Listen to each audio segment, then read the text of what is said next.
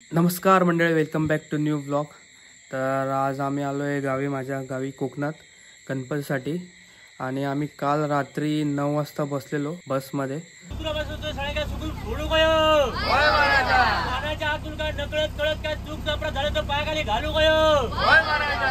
सगळ्यांका तू मुंबईत चुकून आणू गयो.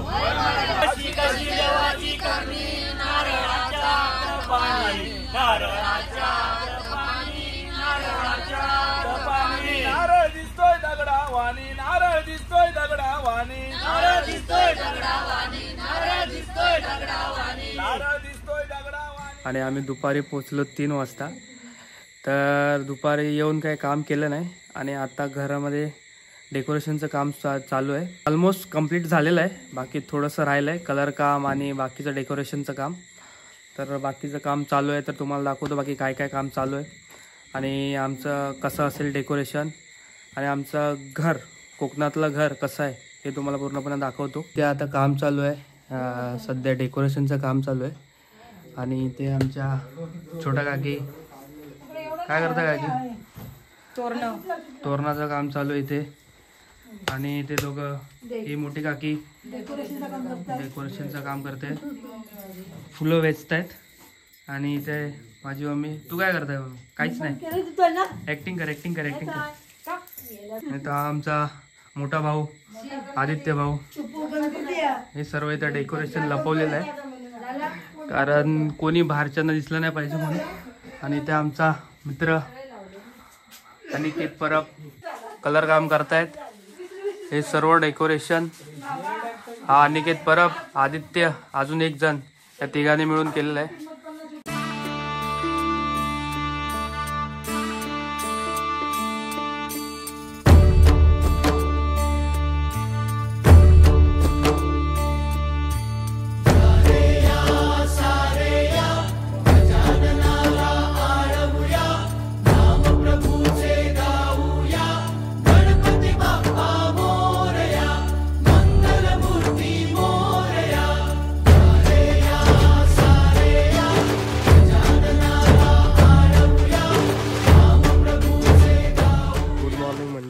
आता झाली आहे सकाळ. तर आता आम्ही सुरू करतोय रस्त्याचं काम, म्हणजे रस्ता जरा साफसफाई करायचं काम चालू आहे इथे. तर रस्ता साफसफाई काम करायचं चालू आहे. इथून असं गणपती बाप्पा येणार आहेत, दरवर्षीप्रमाणे इथून येतात. जरा रस्ता छोटा पडतो, दरवर्षी रस्ता आम्हाला छोटा पडतो कारण गणपती आमचा असतो 4 फुटाचा आणि खूप जड असतो. आणि इथं माणसांना चढवताना जागा कमी पडते इथून, त्याच्यामुळे जरा प्रॉब्लेम होतो दरवर्षी. तर बघू यावर्षी कसं काय होतं. त्यामुळे आता थोडं रस्ता साफसफाई करायचं काम चालू आहे.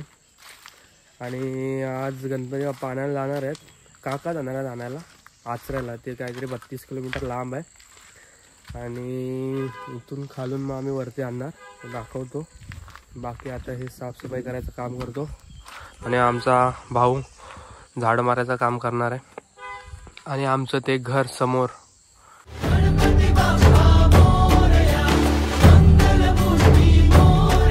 गुणगान तुझे ओठांवर गाऊ दे,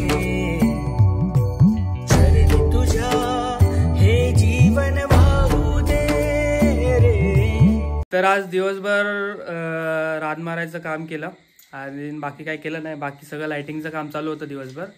तर आता संध्याकाळ झाले आणि आता आम्ही मंडप सजवण्यासाठी फुलेरा बांधायचे काम सुरू केले. आणि ते माझी काकी आणि मोठे काका फुलेरा बांधायचं काम करतायत. हे असं, ह्याला काय बोलतात आता सांग, काय काय असतं हे कांगलं. ओके, काय काय बांधतात? कांगला, अजून कौंडाळ आणि तिरडा, ही तिरडा, अजून त्या काय ता फुलपत्री, फुलपत्री. काका मागून असत काय झालं काका, असताच कशा? शेरवड आणि शेरवड, असे किती 7-8 प्रकारचे फुलेरा असं बोलतात त्याला. हे सर्व एकत्र करून मंडपाला बांधणार. आणि मंडपीला बांधणार. म्हणजे हेच आमच्या कोकणामध्ये मोस्ट ऑफ असंच बांधतात सगळं मंडपी सजवण्यासाठी. आणि अजून मोठे आपण काय सांगा तुम्ही काय तर. आंब्याचा टाळ, नारळ. ओके. आणि आंब्याचा टाळ आणि नारळ पण लावतो वरती, मध्ये सेंटरला लावतो. त्यासाठी सजवतात. पण ही संस्कृतीच आहे. संस्कृती, ओके. हिंदू धर्माची संस्कृती परंपरा आमच्या कोकणात आधीपासून चालत आलेली आहे, त्यामुळे हीच पुढे चालू आहे अशी.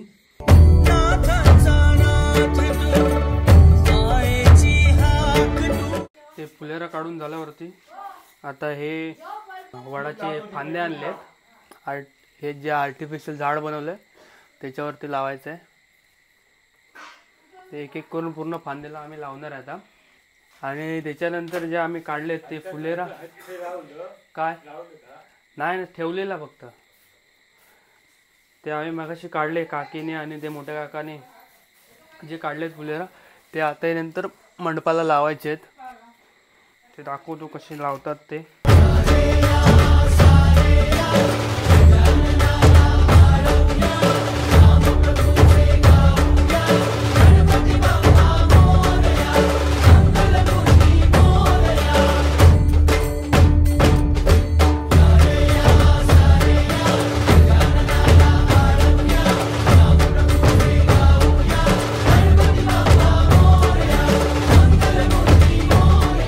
तर ऑलमोस्ट झालेली आहे आमची डेकोरेशन जे आहे ते. आता फक्त गणपती बाप्पाची वाट बघतोय. आणि हे असं काही आहे तर डेकोरेशन. हे झाड बनवलं आहे वडाचं झाड. आणि इथे हे गणपती बाप्पा बसणार इथे. आणि इथे आहे शिवलिंग. अजून थोडीशी लाइटिंग करायची बाकी आहे, खाली पडदा लावायचा बाकी आहे. Almost done.